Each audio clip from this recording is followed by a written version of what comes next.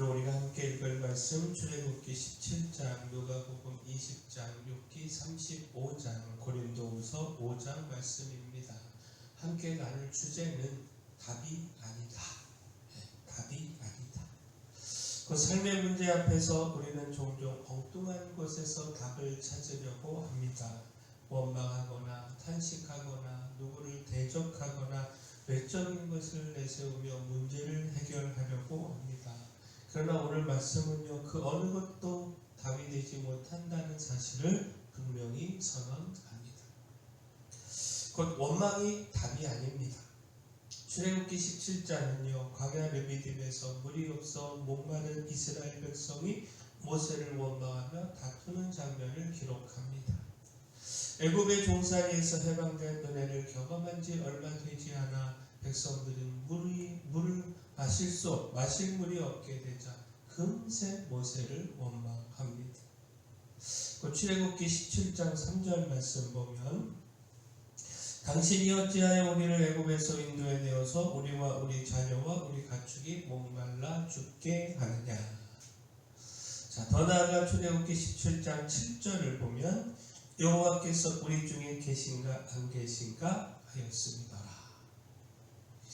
하나님의 살아계심까지 의심했다라는 것.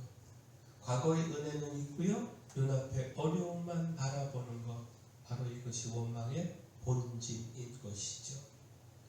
자, 이 사건이 마사와 무리바인 것은 시험, 다툼 이런 뜻이거든요. 마사는 시험, 무리바는 다툼. 자, 이 자리가 단순히 물 부족의 현상이 아니라 하나님을 시험하고 지도자를 향해 분노를 쏟아낸 불신앙의 자리였다라고 하는 것, 이것을 보여줍니다. 그러나 하나님은 원망하는 백성의 소리가 아니고요, 내가 이 백성에게 어떻게 하리까? 부르짖는 그 모세의 기도, 이 기도에 응답하셔서 반석에서 생수를 내어 그 백성들을 살리셨습니다. 곧 원망은요, 공동체를 더 불안하게 만들 뿐이었지만 모세의 부르짖는 기도는 하나님의 능력을 여는 통로가 되었다라는 겁니다. 자, 우리는 답답한 상황을 만날 때 너무 쉽게 원망부터 쏟아내고 있지는 않는지 돌아보아야 합니다. 사람을 탓하고 환경을 탓하고 정말 하나님이 우리 가운데 계시는가, 이것을 의심하는 순간 우리는 이미 마사와 무리바의 자리에 서 있는 것입니다. 그러므로 우리는 원망 대신 기도를 선택해야 합니다.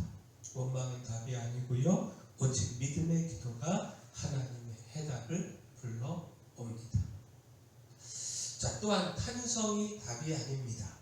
곧 기도로 하나님께 나아가는 것이 바른 방향입니다. 근데 문제는 고통 속에서도 그 부르짖음이 정작 하나님을 향하지 않는 경우가 많다라는 겁니다.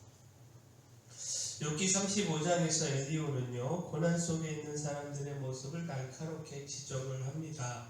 욥기 35장 9절 10절 말씀 보면, 사람은 학대가 많음으로 부르짖으며 군주들의 힘에 눌려 소리치나 나를 지으신 하나님은 어디 계시냐고 하며 밤에 노래를 주시는 자가 어디 계시냐고 말하는 자가 없구나. 고통 속에 큰 소리로 아우성치지만 정작 그 부르짖음이 하나님을 향하지 않는다라는 겁니다. 하나님께서 땅의 짐승들보다도 우리를 더욱 가르치시고 하늘의 새들보다도 우리를 더욱 지혜롭게 하시는데 그분께 나아가 묻고 구하는 사람이 없다라는 겁니다. 이것이 엘리후의 안타까움입니다. 자, 결국 무엇입니까? 엘리후는요, 욥에게도 또 모든 고통당하는 사람에게도 중요한 진리를 일깨웁니다. 고통 속에서 터져나오는 탄식 그 자체는 답이 될 수 없다라는 겁니다.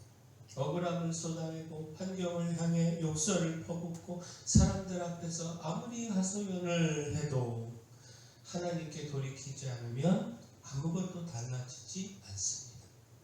믿음 없는 외침은요, 결코 하나님을 뚫지, 하늘을 뚫지 못합니다. 그러나 같은 눈물이라도 하나님을 찾는 회개의 눈물, 하나님의 도우심을 구하는 간구의 눈물로 바뀔 때 그 눈물이 삶을 바꾸는 통로가 필요가 됩니다. 우리는 힘들고 답답할 때 탄식과 불평만 늘어놓지 않는지 우리 자신을 돌아보아야 합니다. 사람에게는 많이 이야기하면서도 정작 하나님께는 아무 말도 하지 않는 모습이 우리의 모습일 수 있습니다. 그러므로 우리는 고통 중에 먼저 하나님을 찾고 불러야 합니다. 세상의 어려움 앞에서 탄식만 늘어놓는 것이 아니라 그 탄식을 기도로 받고 하나님 앞에 나아가야 합니다. 믿음 없는 탄성은 답이 아니고요. 하나님께로 향하는 부르짖음만이 답입니다. 자, 또한 대적이 답이 아닙니다. 곧 하나님께 나아가는 것, 이것은 분명한 바른 방향입니다. 그러나 나아가는 태도도 중요합니다.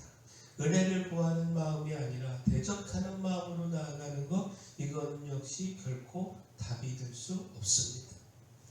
누가복음 20장에서 대제사장들과 서기관들은요, 예수님의 권위에 정면으로 도전을 합니다. 예수님이 성전을 정화하시며 그 잘못을 책망하시자 그들은 은혜를 구하기는커녕 이렇게 맞서는데, 누가복음 22장 20장 2절에 당신이 무슨 권위로 이런 일을 하는지, 이 권위를 준 이가 누구인지 우리에게 말하라. 나아가 정탐꾼들을 보내어서 그들로 스스로 의인인 체 하면서 예수의 말을 책잡게 하고요, 또 예수님을 총독에 넘길 빌미를 찾으려고 합니다. 그러나 예수님의 지혜로운 답변 앞에서 그들의 모든 도전은 하나같이 무너졌고요, 부끄러움만 안고 돌아서야 했는데, 자, 만약 그들이요 공격과 논쟁 대신에 진리를 구하며 겸손히 예수님 앞에 섰다면, 자, 어떻게 됐을까요? 무슨 권위로 이런 일을 하느냐? 이렇게 따지는 대신 주님의 뜻이 무엇입니까? 이렇게 물었다면 어떻게 됐겠습니까?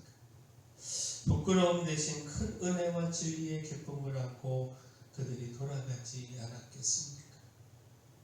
자, 예수님을 대적하는 질문에는 답이 없지만 예수님께 은혜를 구하며 드리는 질문에는 언제나 생명의 답이 있습니다. 그러므로 우리는 이해되지 않는 하나님의 일하심 앞에서 마음 깊은 곳에서 예수님을 대적하고 있지는 않는지 돌아보아야 합니다. 주님 말씀을 왜? 라고 따지는 대신에 그 마음속에 사실 순종하기 싫어하는 완고함이 숨어 있지 않는지 돌아보고요. 그 모든 것이 답이 되지 않는다는 사실을 기억하고 그 공격 대신에, 논쟁 대신에 겸손한 질문과 순종으로 주님께 나아가는 우리 모두가 되기를 소원합니다. 자, 마지막 외모가 답이 아닙니다. 곧 원망도, 헛된 탄성도, 대적도 우리의 삶의 문제를 해결하지 못합니다. 그리고 한 가지 더, 외적인 것을 내세우는 것 역시 결코 답이 될 수 없습니다. 고린도후서 5장에서 바울의 대적자들은요, 예루살렘 교회 공식 추천장, 역사적 예수를 직접 만난 경험, 화려한 환상 체험 등등등 외적 자격을 앞세워서 고린도 교회에서 권위를 얻으려고 했습니다. 그들은 마음으로 하지 않고 외모로 자라가는 자들이었습니다. 그러나 바울은 달랐습니다. 고린도후서 5장 13절, 우리가 만일 미쳤어도 하나님을 위한 것이요 정신이 온전하여도 너희를 위한 것이니. 자, 이렇게 고백하면서 어떤 외적 권위에도 기대지 않고 오직 복음의 능력으로 섬겼습니다.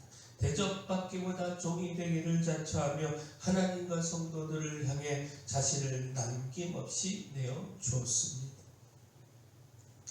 복음을 대하는 두 가지 전혀 다른 태도가 여기서 드러납니다. 한쪽은 외적인 이력을 붙들고 자신을 드러내려고 하고, 다른 한쪽은 복음을 위해 미쳤다라고 하는 소리를 들어도 괜찮다며 자신을 내어줍니다. 교회를 세우고 영혼을 살리는 힘은 화려한 외모가 아니라, 어떤 경력이 아니라 보이지 않는 자리에서 흘린 눈물 그리고 헌신입니다. 사람들은 쉽게 겉모습에 속지만 하나님은 중심을 보시고요, 십자가의 길을 따라가는 사람을 사용하십니다. 그러므로 겉보기에 보기 좋은 사람이 되려고 하기보다 복음을 위해 미쳐 보이는 사람이 되기를 우리가 선택하기를 소원합니다. 외모는 답이 아니고요, 복음을 위한 헌신이 답이 됩니다. 자, 원망이 아닌 기도, 또한 주님께 겸손함으로 구하는 은혜가 우리 문제에 답을 줍니다. 따라서 믿음 없는 탄성은 버리고요, 먼저 주님을 찾고 의지해야 합니다. 무익한 자랑을 버리고 헌신과 섬김을 따라가야 합니다. 바라긴 우리가 이렇게 따라가기를 소원합니다. 사랑의 주 하나님, 원망과 의심을 버리고 주님 앞에 엎드려 믿음으로 은혜를 구하기를 소망합니다. 헛된 부르짖음과 소리침을 그치고 먼저 주님을 찾고 의지하게 하시고 외모에 넘어지지 않고 오직 복음과 이를 위한 헌신과 섬김에 마음을 두고 따라가게 하여 주시옵소서. 교회에 연약한 모든 분들 주님께서 치료하여 주시고 저희 교회 주신 사명 이 마을의 빛이요 소금으로서의 사명 잘 감당할 수 있도록 일꾼도 보내주시고 물질도 더하여 주시옵소서. 예수님의 이름으로 기도합니다.